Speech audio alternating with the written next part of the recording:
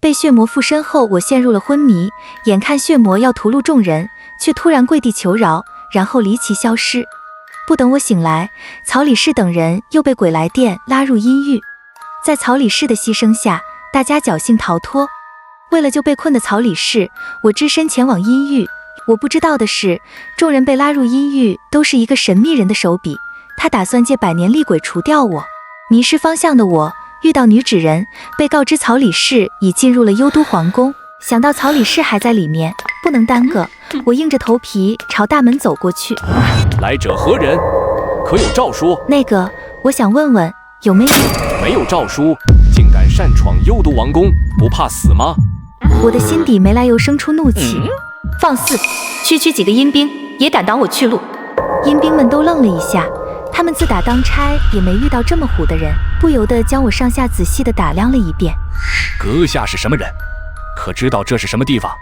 我当然知道这是什么地方，此乃幽都皇宫，是我。话到嘴边，我愣了一下，明明这个地方很熟悉，熟悉的就像是来过很多次一样，可脑子里混混沌沌，什么都想不起来。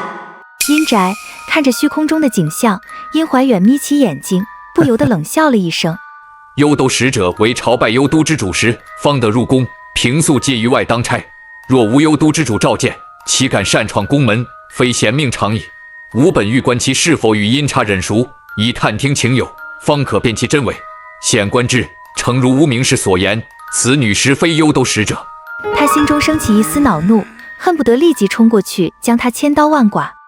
见我突然一言不发，为首的阴兵也是脸色一沉。阁下不肯报出姓名，又说不出所谓何来，只怕是不把幽都名府放在眼里来消遣我等。今日我就把你拿去刀山火海，好好走一遭。不可无礼！阴兵们动作一顿，纷纷俯身行礼。是一个身穿仙人服饰的女子，一身华服，头上梳的是朝天髻。她看到我有些愣神，随即上前行礼。贵人来访，有失远迎，还请贵人见谅。不愧是仙子，素质就是比这些阴兵高很多。我不是什么贵人，不必如此客气。贵人里面请。那个，我有点赶时间，想问问几位，最近几个时辰，有位黑色西服的男人进入此处，几位可知道去了何处？几个阴兵互相看看，为首的恭恭敬敬走上前。回大人，小的当差这数日均无外人造访。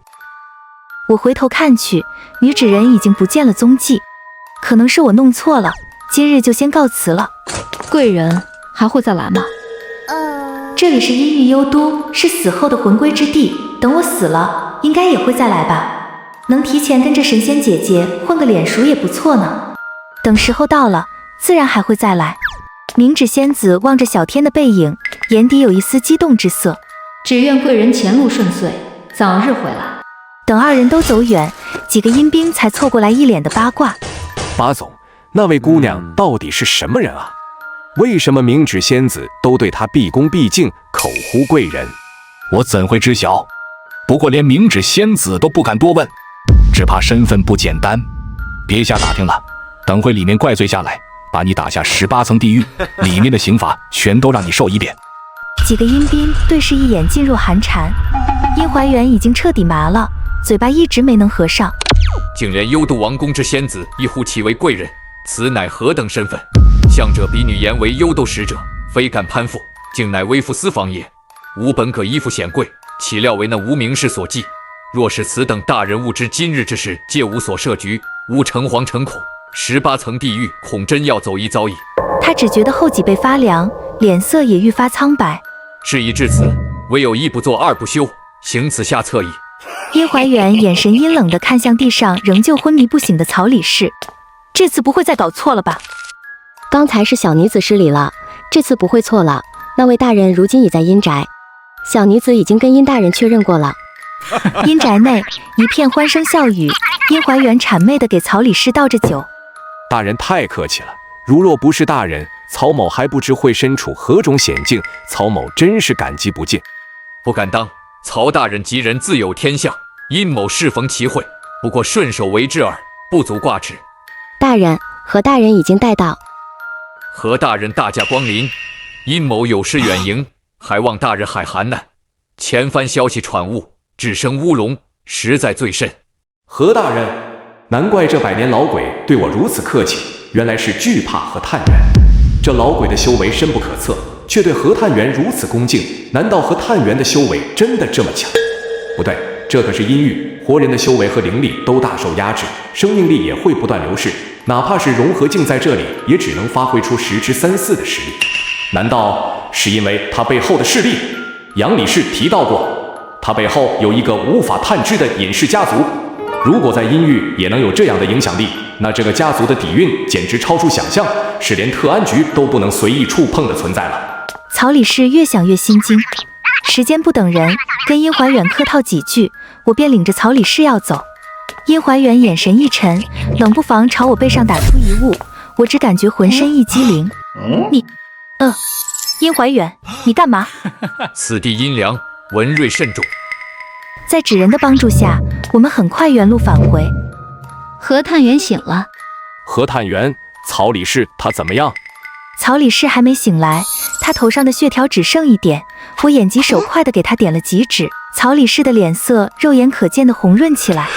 曹理事，老曹啊，我没事，让大家担心了，还以为死定了，没想到托何探元的福，被一只相识的老鬼救了。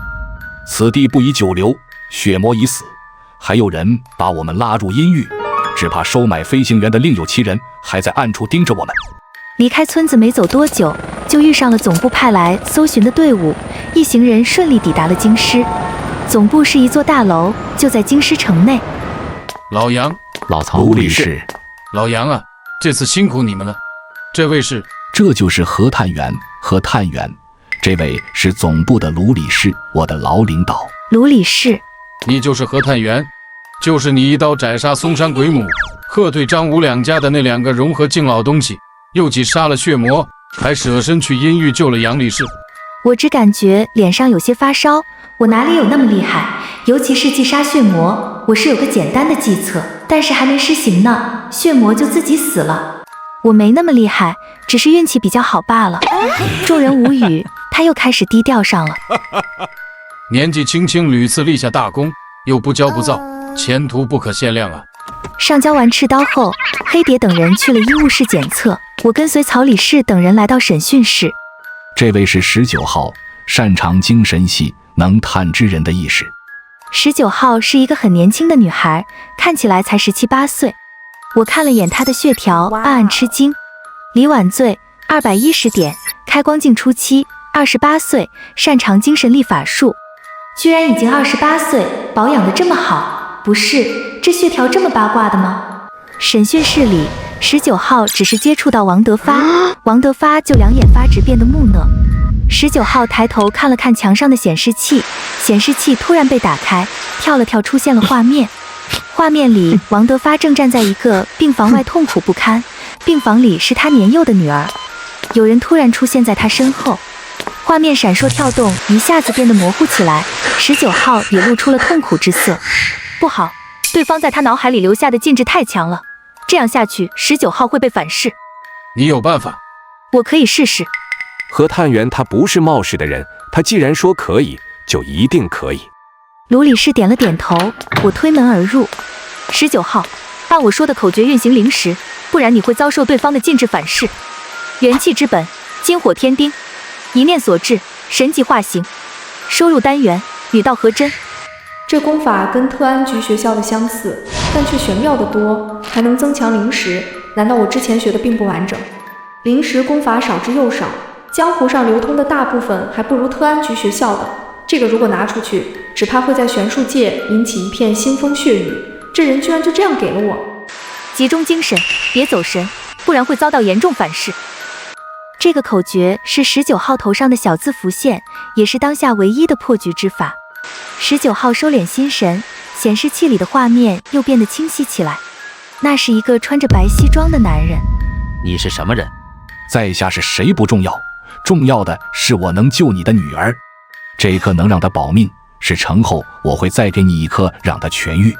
我和19号走出审讯室，卢理事3人的神色很严肃。这个人不像是普通的邪修，既然大费周折地设计我们，只怕不只是为了夺宝，还在预谋什么，不可不防。我们会将他的画像列入危险人员名单，全国通缉。你们外出任务也务必小心一点。杨理事电话响了，是老毕。喂，老毕。老杨啊，现在有个大案，咱们两地必须联合办案才能解决。你赶紧把你们那个宝贝和探员派过来，快一点。老毕啊，这是你求人的态度。我们和探员……什么求人？谁求你了？咱们俩是交界的松风镇，有个松风公园，不久前就观测到异常，现在情况变糟了，灵异从松风公园中溢散出来，朝着整个小镇蔓延。松风镇处于交通要道，是一座小镇。镇上的松风公园修得也很漂亮，有一座很大的人工湖，山清水秀，风景宜人。镇上的居民都喜欢吃了饭就去公园里游玩。可是最近公园门口不知道谁贴了一张 A4 纸，上面用红色的马克笔写了几条规则，古怪的事情也开始发生了。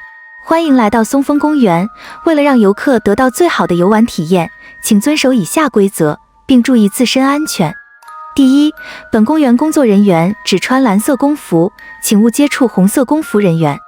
第二，本公园只一座人工湖，且游船没有牙齿。